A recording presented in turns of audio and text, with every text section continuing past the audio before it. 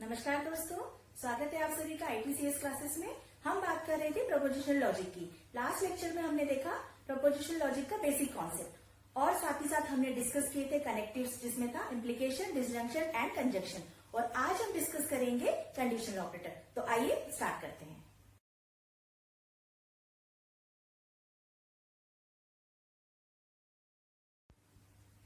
तो चलिए स्टार्ट करते हैं। देखते हैं कंडीशनल या जिसे इम्प्लीकेशन भी बोलते हैं, ये क्या होता है। जनरली कंडीशनल या इम्प्लीकेशन कनेक्टिव जो होता है उसे हम इस सिंबल से रिप्रेजेंट करते हैं। This is single direction arrow. यहाँ पर देखिए पी एंड क्यू। यहाँ पर पी एंड क्यू अगर स्टेटमेंट दिया है तो हमें पहले उसे पी और क्यू के फॉर्म में कन्वर्ट करना पड़ेगा। तो यहाँ देखिए पी इम्प्लाइज क्यू। तो इस पी इम्प्लाइज क्यू को यहाँ पर देखिए तीन तरीकों से हम पढ़ सकते हैं। ये सारा means if P then Q, ये सब एक ही है, सबका मीनिंग एक ही है। तो देखिए यहाँ पर पी इम्प्लाइज क्यू को हम क्या क्या बोल सकते हैं। If P then Q means अगर पी होगा तो क्यू होगा। इफ पी देन क्यू, अगर पी होगा तो क्यू होगा। P implies Q, P Q follows from P means जो राइट हैंड साइड पे है वो पहले लिखा है। क्यू फॉलोज, किसको फॉलो कर रहा है? पी को। Then Q if P means P होगा तभी क्यू होगा। Q whenever P, again P होगा, जब पी होगा तभी क्यू होगा। P only if Q, then P is sufficient for Q means P जो है वो क्यू के एग्जिस्टेंस के लिए सफिशियंट कंडीशन है। Q is necessary for P. यहाँ पर पी देखिए, पी को बोल रहे हैं कि P is sufficient for Q and Q को बोल रहे हैं Q is necessary for P. ठीक है, मीन्स पी के एग्जिस्टेंस के लिए क्यू का होना मस्ट है, बट क्यू के एग्जिस्टेंस के लिए पी का होना मस्ट नहीं है। P is sufficient for Q. And next, Q without P is possible and can exist means Q का एग्जिस्टेंस पी पे डिपेंडेंट है but possible. P is possible and can exist means अगर Q नहीं हुआ, ठीक है, क्यू मत करो। P without Q without P is possible and can exist means P के बिना, अगर पी नहीं होगा तब भी क्यू का एग्जिस्टेंस होगा। ठीक। एंड नेक्स्ट है P without Q is impossible and can't exist means अगर क्यू का एग्जिस्टेंस नहीं है तो पी का एग्जिस्टेंस भी पॉसिबल नहीं है। ठीक है, तो ये सारे कंक्लूजन निकले इस सेंटेंस के। Means if P then Q को हम इन सेंटेंस से रिप्लेस कर सकते हैं। तो आइए देखते हैं कि इसका ट्रूथ टेबल कैसे बनता है, इसका बेसिक कॉन्सेप्ट कैसे इम्प्लीमेंट होता है। तो देखिए truth table, this is P and this is Q.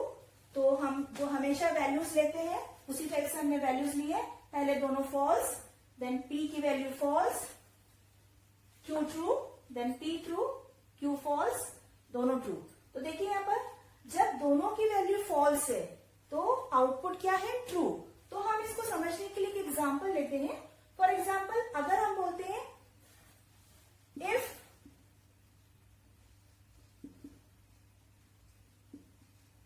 पढ़ाई करोगे देन पास होंगे। ठीक है, तो यहां पर इफ हम बोलते हैं इफ पी, तो यहां पढ़ाई करो क्या हो गया? पी। देन पास होंगे तो क्या हो गया? ये Q. If P then Q. तो अब देखते हैं ये इफ पी देन क्यू यहां पर कैसे होता है। If P then Q. ठीक है, तो यहां पर फर्स्ट स्टेटमेंट देखते हैं। यहां पर पी फॉल्स है मीन्स पढ़ाई नहीं करोगे एंड क्यू बोल रहा है पास नहीं होंगे। तो हमारा स्टेटमेंट क्या है? पढ़ाई करोगे तो पास होंगे। ठीक है, तो यहाँ पर देखिए हमने जो बोला उसकी वैल्यू क्या है? ट्रू। ठीक है, मीन्स ये स्टेटमेंट बता रहा है कि पढ़ाई नहीं करोगे तो पास नहीं होगे, बट हमारा सेंटेंस है पढ़ाई करोगे तो पास होगे। तो ऑब्वियसली बात है अगर पढ़ाई करेंगे तो पास होंगे, तो ये इम्प्लीकेशन तो ट्रू हुआ। ठीक है, देन सेकेंड देखिए, सेकेंड स्टेटमेंट पी की वैल्यू फॉल्स है मीन्स इफ पढ़ाई नहीं करोगे देन पास हो सकते हैं। तो ऑब्वियसली बात है कई बार स्टूडेंट्स ऐसा होता है, आपके साथ भी हुआ होगा कि आपने पढ़ाई नहीं की और फिर भी पास हो गए। तो ये स्टेटमेंट अब भी ट्रू है। मीन्स यहाँ पर क्यू की वैल्यू देखिए आप, यहाँ पर क्यू की वैल्यू देखिए, एक बार फॉल्स है एक बार ट्रू है। और ये दोनों डिपेंड नहीं कर रहा है, ठीक है। Means P is sufficient for Q but not necessary. P की क्यू के एग्जिस्टेंस के लिए पी जो है वो मस्ट नहीं है, ठीक है, सफिशिएंट कंडीशन है। अगर पी होगा तो क्यू होगा, बट क्यू ऐसे भी हो सकता है, मीन्स आपने पढ़ाई नहीं की तब भी आप पास हो गए, तो इस केस में भी ये ट्रू होगा, ठीक है।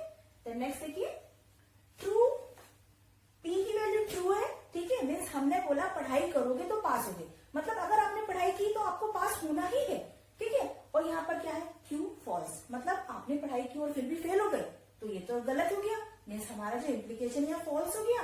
तो ये जो थर्ड स्टेटमेंट है यहाँ पर वैल्यू फॉल्स हो गई, पी इम्प्लाइज क्यू यहाँ पर नहीं कर रहे हैं, पी इम्प्लाइज क्यू, ठीक।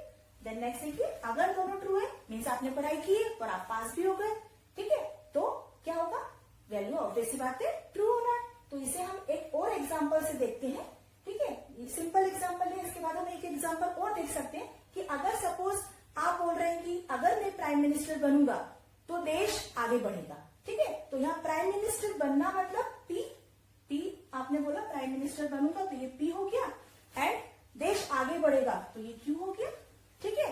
अब इस स्टेटमेंट में देखिए, आपने बोला आप प्राइम मिनिस्टर बनेंगे तो देश आगे बढ़ेगा, तो क्या यहाँ स्टेटमेंट इसका कंक्लूजन ये निकल रहा है कि आप प्राइम मिनिस्टर नहीं बनेंगे तो देश आगे नहीं बढ़ेगा? नहीं ना। तो यहाँ पर अगर ये दोनों वैल्यू फॉल्स है तब भी आपका स्टेटमेंट तो ट्रू है, आप प्राइम मिनिस्टर बनेंगे तो देश आगे बढ़ेगा, ठीक। देन नेक्स्ट, अगर आप प्राइम मिनिस्टर नहीं है तो क्या देश आगे नहीं बढ़ेगा? बढ़ेगा। तो अगर आप प्राइम मिनिस्टर नहीं है, ये दोनों केस देखिए, अगर आप प्राइम मिनिस्टर नहीं है तो देश आगे बढ़ेगा, ये स्टेटमेंट ट्रू होगा, ठीक है।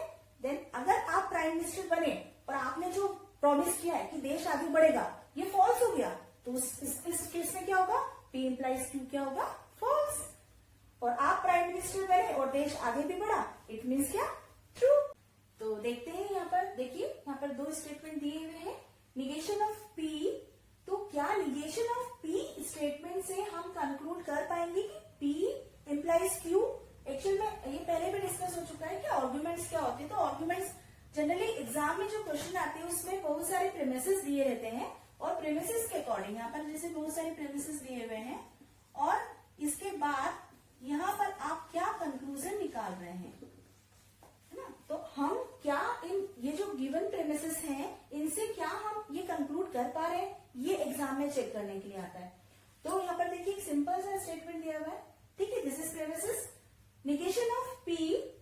क्या निगेशन ऑफ पी दिया है तो हम ये कंक्लूड कर पा रहे हैं कि पी इम्प्लाइज क्यू। तो हम देखते हैं इसे ट्रूथ टेबल से कैसे हम देख पाएंगे। तो ट्रूथ टेबल हम बना लेते हैं, P Q, P implies Q, ठीक। तो यहाँ पर देखिए truth table, P implies Q. तो फर्स्ट में दोनों फॉल्स है, जब P and Q both are false तो P इम्प्लाइज Q क्या होता है, ट्रू होता है। And if P false and Q true then again it is true, and if it is true and it is false then it is false, and if both are true then P implies Q is true, ठीक। तो यहाँ पर अब देखिए हमें देखना है कि negation of P, it means what, जहां पर P की वैल्यू फॉल्स है। तो यहाँ पर P की वैल्यू फॉल्स कहाँ है, इन दो केसेस में, ठीक है। तो इन दो केसेस में क्या हम ये कंक्लूड कर पा रहे हैं कि P इम्प्लाइज Q? यस, हम कंक्लूड कर पा रहे हैं। देखिए P इम्प्लाइज Q दोनों केस में ट्रू है, सो ये स्टेटमेंट, ये आर्ग्यूमेंट क्या हुआ, valid argument. Then next case देखिए, यहाँ पर ये Q, सिंपल Q लिखा है, इट मीन्स अगर Q की वैल्यू ट्रू है तो क्या हम कंक्लूड कर पाएंगे कि P इम्प्लाइज Q? तो यहाँ देखिए Q की वैल्यू ट्रू यहाँ पे है और यहाँ पे है, और यस हम कंक्लूड कर पा रहे हैं दोनों केस में क्या है, वैल्यू ट्रू। तो यहाँ पर ये स्टेटमेंट, ये जो आर्गुमेंट है ये भी वैलिड हुआ। तो इन दोनों से क्या हम कंक्लूड कर सकते हैं कि P इम्प्लाइज Q जो है वो इक्विवेलेंट है किसके, निगेशन ऑफ P, किसके इक्विवेलेंट है, निगेशन ऑफ P और Q बोल सकते हैं। तो अब ठीक है, ये दोनों स्टेटमेंट वैलिड है तो हम इसको बोल सकते हैं कि दिस और दिस, और दोनों का कंक्लूजन क्या है, P इम्प्लाइज Q, ठीक है। तो हम देखते हैं इसे ट्रूथ टेबल से हम कैसे प्रूव कर सकते हैं। तो हम एक यहाँ पर कॉलम और बना लेते हैं, निगेशन ऑफ P और Q, ठीक। तो देखिए निगेशन ऑफ पी, तो सबसे पहले हमें यहाँ निगेशन ऑफ पी निकालना होगा, तो हम निगेशन ऑफ पी निकाल लेते हैं।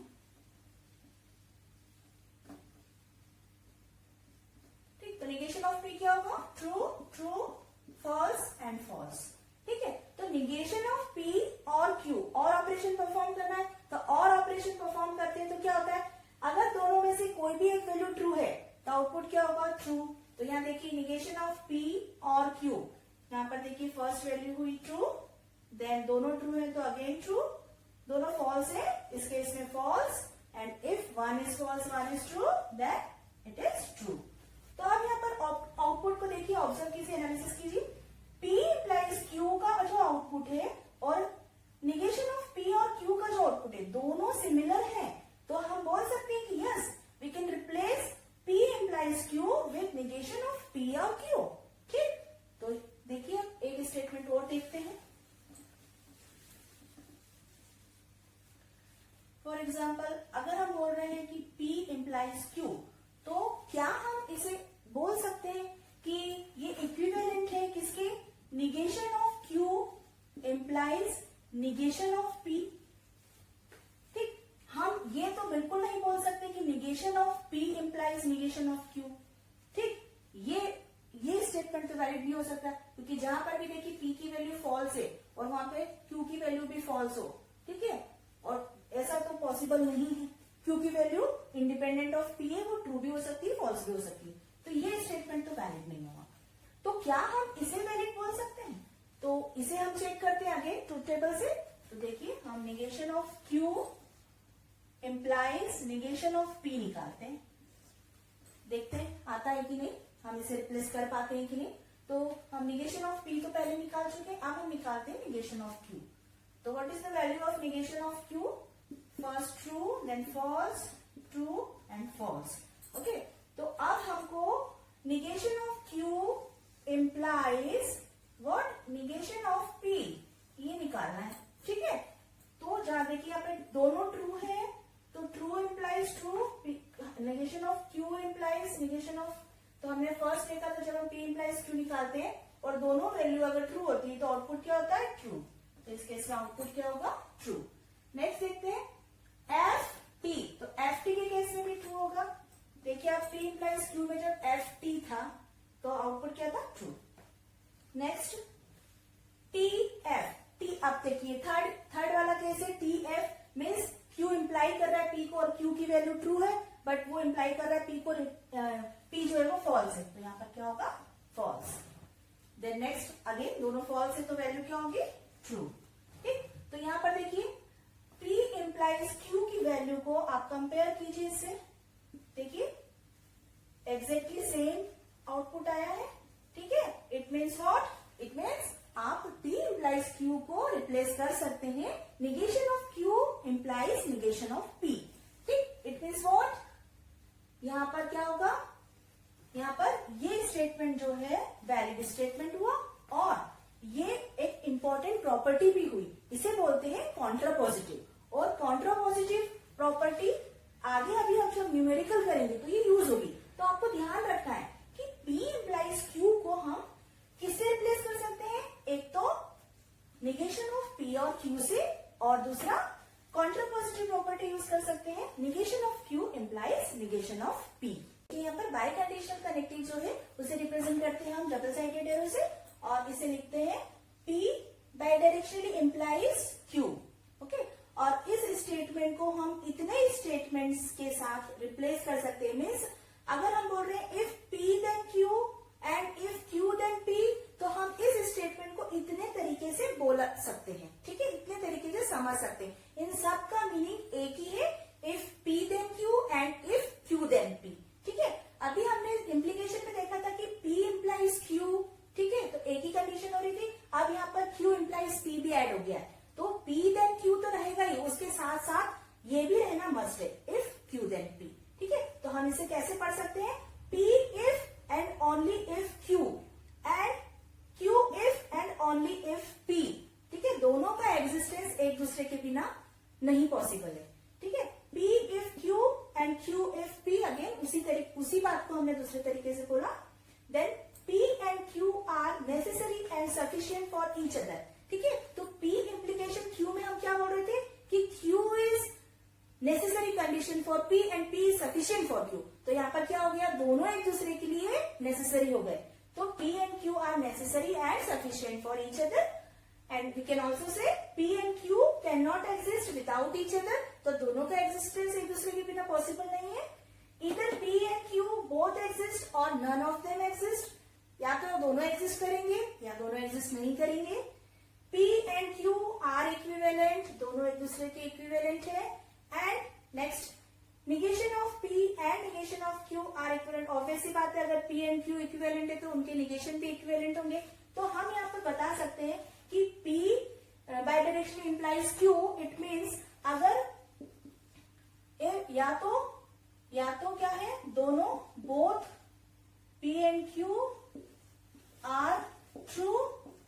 ठीक है, अगर दोनों true हुए तभी ये पॉसिबल है. और क्या कर सकते हैं, और क्या कंक्लूजन लगा सकते हैं कि both P and Q are false. अगर ये वाली कंडीशन होगी, अगर दोनों या तो दोनों ट्रू हो या फिर दोनों फॉल्स हो, उसी केस में हम बोल सकते हैं कि हाँ P bidirectionally implies Q. तो देखिए, हम इसको P bidirectionally implies Q को हम और क्या लिख सकते हैं. This is equivalent to P implies Q and यहाँ ध्यान रखिए सिंबल का and Q implies P लिख सकते हैं हम ऐसा. ठीक है, if P then Q and if Q then P. ठीक है, तो अब हम इस स्टेटमेंट को कैसे कन्वर्ट कर सकते हैं. P implies Q को हम रिप्लेस कर सकते थे निगेशन ऑफ P और Q. तो हम इसको लिख सकते हैं निगेशन ऑफ P और Q and negation of Q और P लिख सकते हैं. ठीक है, तो ये दोनों इक्विवेलेंट हुए. अब देखते हैं हम ट्रूथ टेबल से देखते हैं कि ये कैसे इंप्लीमेंट होता है. तो देखिए, हमें क्या कैलकुलेट करना है. P चाहिए हमें, निगेशन ऑफ P चाहिए, Q चाहिए, निगेशन ऑफ Q चाहिए. P implies Q, Q implies P.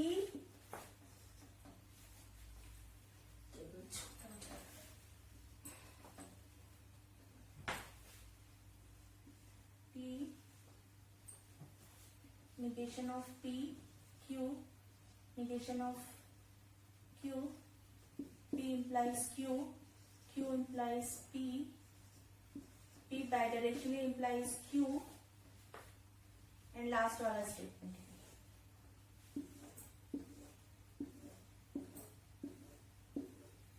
ठीक, तो आइए देखते हैं ट्रूथ टेबल कैसे बनेगी.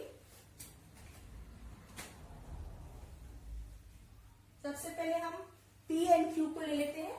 तो P एंड Q की वैल्यू क्या होगी.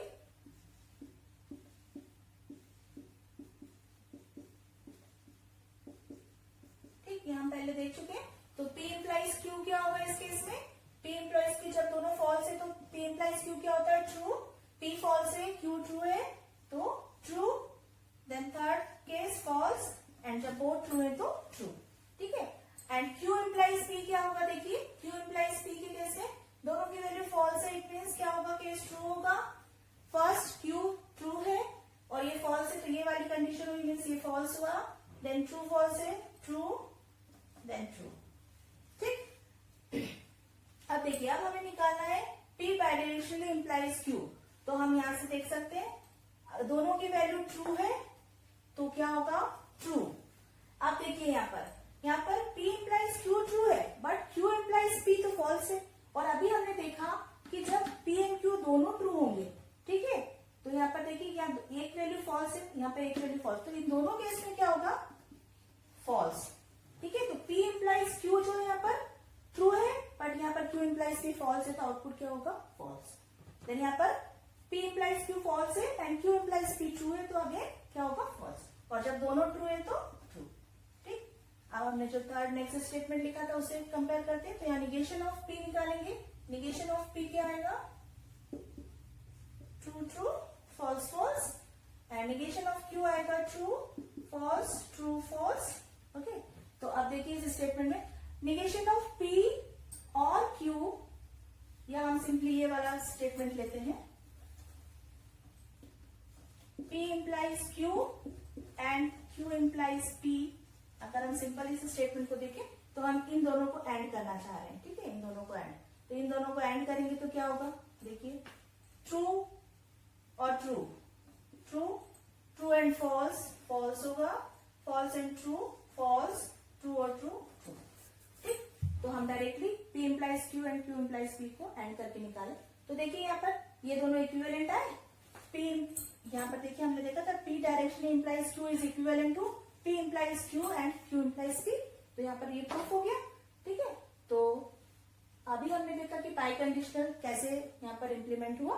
तो आई होप आप सभी को ये लॉजिक क्लियर हुआ होगा। और अगर किसी को भी कुछ प्रॉब्लम है तो कमेंट बॉक्स में कमेंट करके जरूर पूछिए। मेरे लेटेस्ट वीडियो की जानकारी के लिए बेल आइकन को प्रेस कीजिए। नेक्स्ट वीडियो लेक्चर में हम फिर मिलेंगे इसकी न्यूमेरिकल प्रॉब्लम के साथ। धन्यवाद।